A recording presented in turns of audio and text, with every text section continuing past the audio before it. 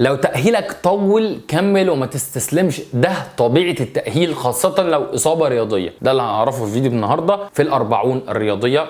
يلا بينا. الأربعون الرياضية إنتاج ماسل كلينيك. السلام عليكم ورحمة الله وبركاته، ازيكم وطلع عاملين ايه؟ معاكم دكتور حازم طارق، اهلا بيكم في الأربعون الرياضية نسخة ماسل كلينيك. عارف انت اللي هو لو وقعوك قوم، لو غرقوك عوم، والقصة دي انا جاي اقول لك انا متفق معاهم جدا في الحتة دي، وهستشهد بحديث النبي صلى الله عليه وسلم: اذا قامت الساعة وبيد احدكم فسيلة فان استطاع ان يغرسها فليفعل، او كما قال، وهنعرف الحديث الكامل في الاخر. المعنى ان الاستمرارية حتى في اصعب الظروف هتنتهي بنتيجة كويسة. ولو فاكر ان الجراف بتاع التأهيل والعلاج الطبيعي من اي اصابات، خاصة لو اصابة رياضية، عامل كده لينير ريليشن شيب، يعني خط تصاعدي افقي كده، طول ما انت كل يوم بتتحسن بعده احسن بعده احسن وعمال تطلع في تحسن، تبقى غلطان. لان التأهيل من سمته ان انت تبقى عامل كده. بص، هتمشي كده وبعدين هوبا هيحصل دروب، وبعدين هوبا هتكمل، وبعدين هوبا يحصل دروب، وبعدين تكمل. هتلاقي في شويه خربشات كده بادئه من نقطه وفي الاخر هتنتهي للنهايه، بس في النص مش خط مستقيم، لا، في شويه تعرجات كتيره بتحصل، بتتاثر بقى بحاجات كتير زي النوم، زي الاكل، زي نوعيه الاصابه نفسها. في اصابات من شانها وانت بتتاهل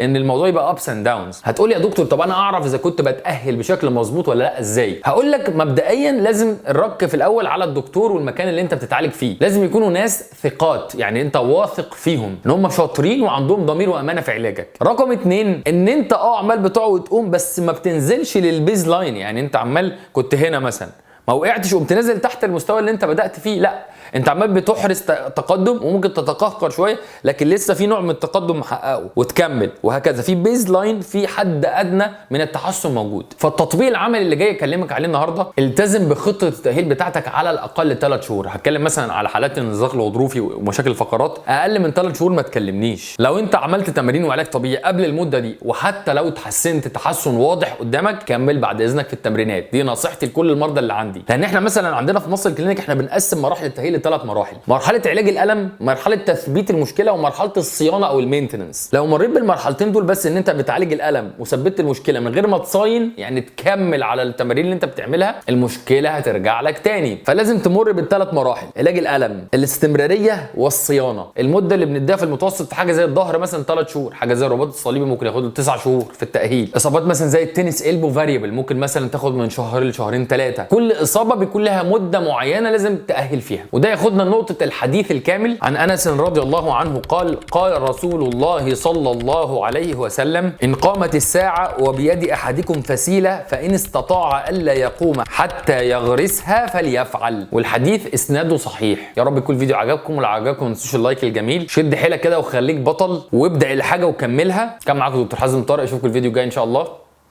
السلام عليكم.